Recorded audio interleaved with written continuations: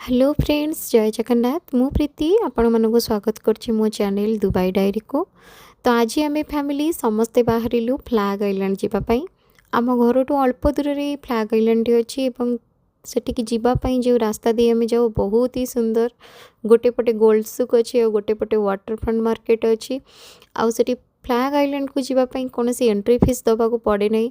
तो जेहेतु फ्री अच्छी सेठी बहुत गुड़े लोक आसती एवं इवनिंगटा सेठी बहुत सुंदर।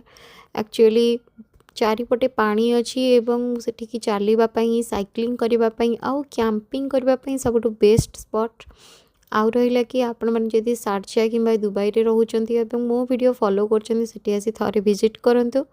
आ जदि आपण ओडिसा रु देखुछंती तो ये ओडिया ब्लॉगर टी को आपण सपोर्ट करंतु। मो चैनल को सब्सक्राइब करंतु, कमेंट करंतु, शेयर करंतु। एतिकी रहली। जय जगन्नाथ।